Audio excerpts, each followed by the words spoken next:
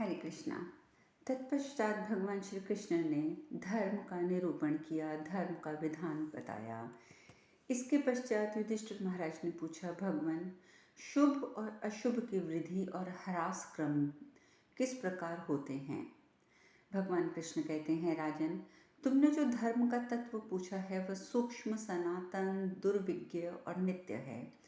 बड़े बड़े लोग भी उसमें मग्न हो जाते हैं, तुम वह भी सुनो। भगवान कहते हैं, जिस प्रकार थोड़े से ठंडे जल को बहुत गर्म जल में मिला दिया जाता है तो वह तत्क्षण गर्म हो जाता है और उसका ठंडापन नष्ट हो जाता है। जब थोड़ा सा गर्म जल बहुत शीतल जल में मिला दिया जाता है तब सबका सब शीतल हो जाता है और उसकी उष्णता नष्ट हो जाती है। इसी प्रकार जो पाप या पुण्य बहुत अधिक होता है वह थोड़े पाप या पुण्य को शीघ्र ही नष्ट कर देता है, इसमें कोई संशय नहीं है। राजेंद्र, जब ये पुण्य पाप दोनों समान होते हैं तब जिसको गुप्त रखा जाता है उसकी वृद्धि होती है और जिसका वर्णन किया जाता है उसका क्षय हो जाता है। सम्मान देने वाले नरेश्वर पाप को दूसरों से कहने और उसके लिए पश्चाताप करने से प्रायः उसका नाश होता है। इसी प्रकार धर्म भी अपने मुंह से दूसरों के सम्मुख प्रकट करने पर वो नष्ट हो जाता है। छिपाने पर निसंदेह ये दोनों ही अधिक बढ़ते हैं। इसीलिए समझदार मनुष्य को चाहिए कि सर्वथा उद्योग करके अपने पाप को प्रकट कर दे, उसे छिपाने की कोशिश ना करे। पाप का कीर्तन पाप के नाश का कारण होता है। इसीलिए हमेशा पाप को प्रकट करना और धर्म को गुप्त रखना चाहिए। वैशंपायन जी कहते हैं, जन्मेजय, धर्मपुत्र राजा युधिष्ठिर इस प्रकार भगवान अच्युत के वचन सुनकर फिर श्री हरि से पूछने लगे, पुरुषोत्तम, कितने जन्म व्यर्थ समझे जाते हैं, कितने प्रकार के दान निष्फल होते हैं और किन किन मनुष्यों का जीवन निरर्थक माना गया है। पुरुषोत्तम, मनुष्य किस अवस्था में दिए हुए दान के फल का इस लोक में अनुभव करता है? केशव, गर्भ में स्थित हुआ मनुष्य किस दान का फल भोगता है? हे कृष्ण, बाल, युवा, वृद्ध अवस्था में मनुष्य किस किस दान का फल भोगता है? उत्तम दान का स्वरूप क्या है? मैं मधुसूदन इस विषय को जानना चाहता हूँ। भगवान श्री कृष्ण ने कहा, राजन, मैं तुम्हें न्याय के अनुसार उत्तम उपदेश देता हूँ, ध्यान से सुनो।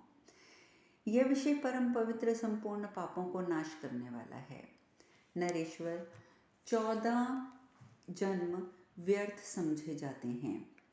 55 प्रकार के दान निष्फल होते हैं और जिन जिन मनुष्यों का जीवन निरर्थक होता है उनकी संख्या 6 बतलाई गई है। भोपाल, इस प्रकार मैं सबका वर्णन करता हूँ। जो नाश करने वाले, लोभी, पापी, बलि, वैश्वदेव, किए बिना भोजन करने वाले, पर स्त्रीगामी, भोजन में भेद करने वाले और असत्यभाषी, उनका जन्म वृथा है।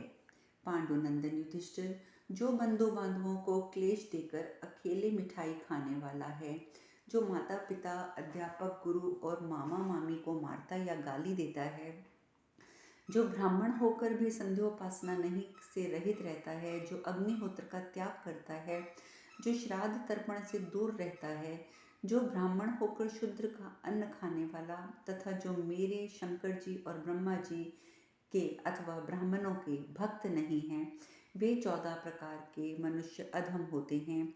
इन्हीं पापियों के जन्म को व्यर्थ समझना चाहिए।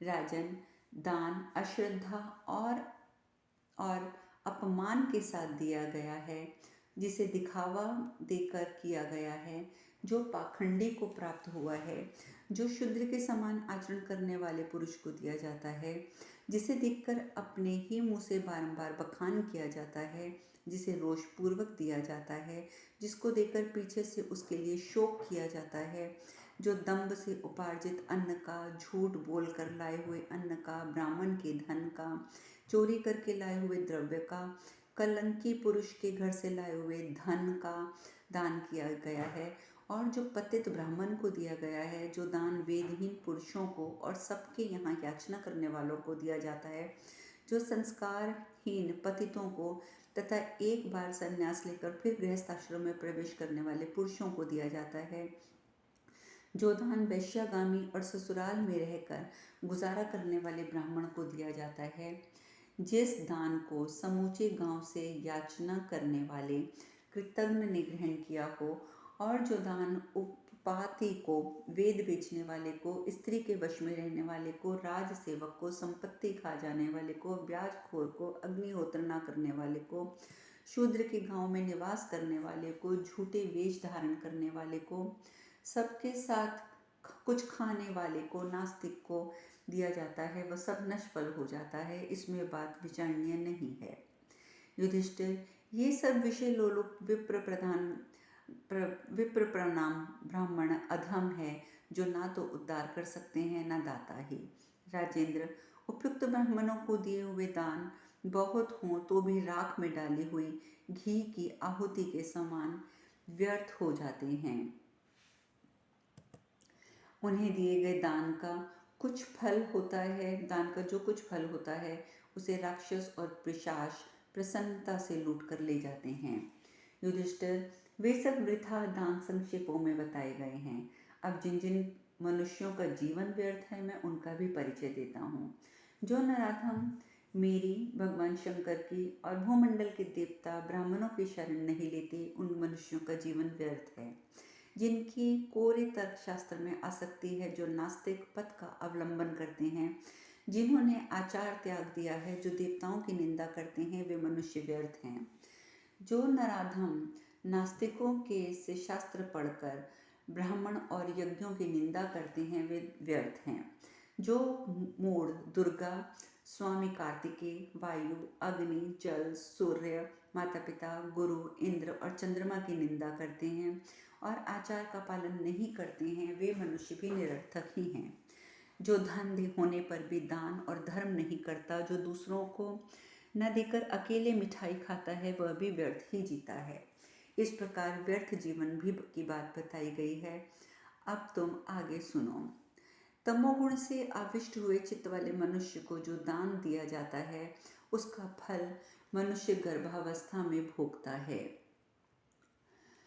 ईर्ष्या और मत्सरता से युक्त मनुष्य अर्थ लोभ से और दंभ पूर्वक जिस दान को देता है, उसका फल वह बाल्यावस्था में भुगतता है। भोगों के भोग में अशक्त, अत्यंत व्याधि से पीड़ित मनुष्य जिस दान को देता है, उसका फल वह वृद्धावस्था में भुगतता है। जो मनुष्य स्नान करके पवित्र हो, मन और इंद्रियों को प्रसन्न रखकर श्राद्ध के साथ दान देता है, उसके फल को वह यौवना अवस्था में भुगतता है।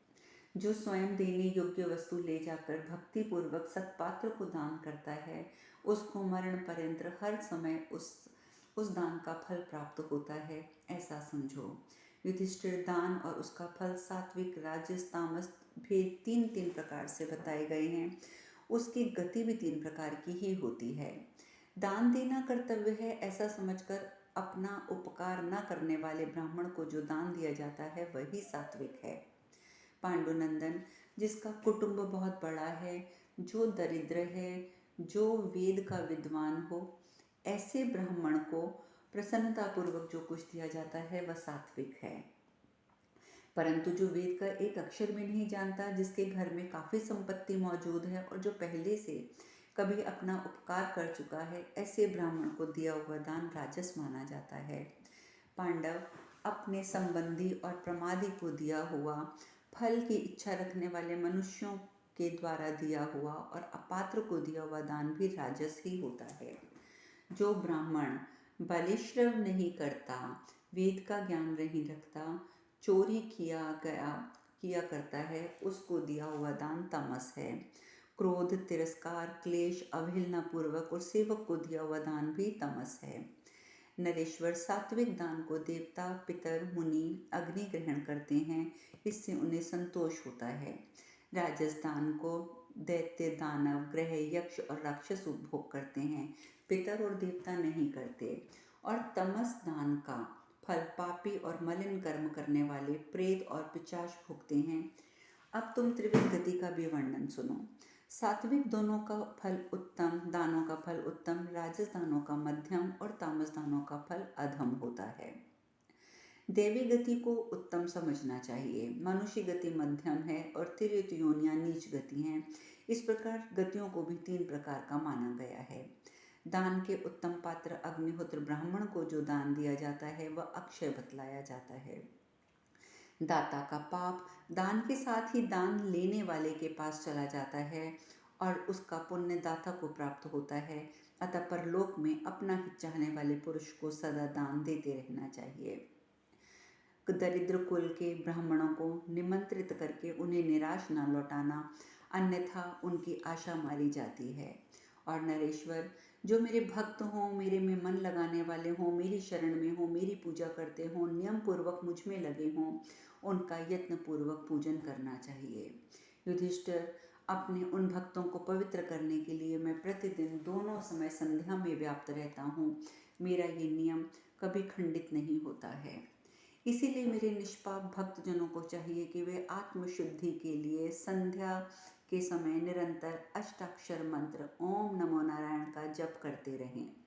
संध्या और अष्टाक्षर मंत्र का जप करने से दूसरे ब्राह्मणों के भी पाप नष्ट हो जाते हैं।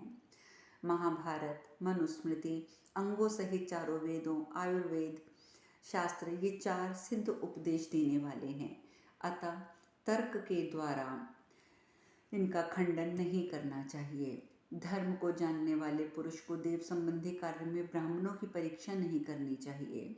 ब्राह्मण चाहे दुराचारी हो या सदाचारी, संस्कारहीन हो या संस्कार से संपन्न, उसका अपमान नहीं करना चाहिए, क्योंकि वे भस्म से ढकी हुई आग के तुल्य है। अंगहीन, काने, कुबड़े, बौने, इन सब ब्राह्मणों को देव कार्य में वेद के परंगत विद्वान ब्राह्मणों के साथ नियुक्त करना चाहिए।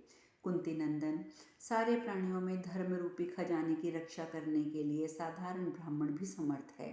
फिर जो नित्य संध्योपासना करता है उसका तो कहना ही क्या। कोई तीर्थ और पुण्य भी ब्राह्मणों से श्रेष्ठ नहीं है।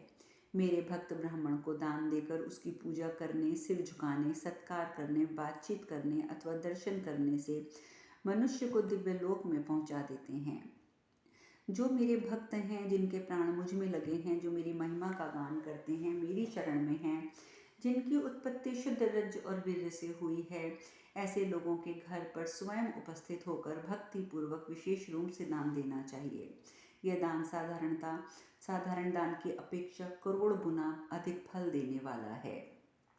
पांडव, इस प्रकार सब अवस्था में मेरे भक्तों को दिए हुए सब प्रकार के दान स्वर्ग मार्ग को प्रदान करने वाले होते हैं। वैशंपायन जी कहते हैं, राजन, इस प्रकार सात्विक और राजस और तामस दान, उसकी भिन्न भिन्न गति और पृथक पृथक फल का वर्णन सुनकर धर्मराज युधिष्ठिर का चित्त बहुत प्रसन्न हुआ, पर उन्हें तृप्ति नहीं हुई और वे पुनः भगवान श्री कृष्ण से बोले, जगदीश्वर, अब मुझे बताइए कि बीज और योनि अर्थात वीर्य और रज से शुद्ध पुरुषों का लक्षण कैसे होता है और बीज दोष से कैसे मनुष्य उत्पन्न होते हैं।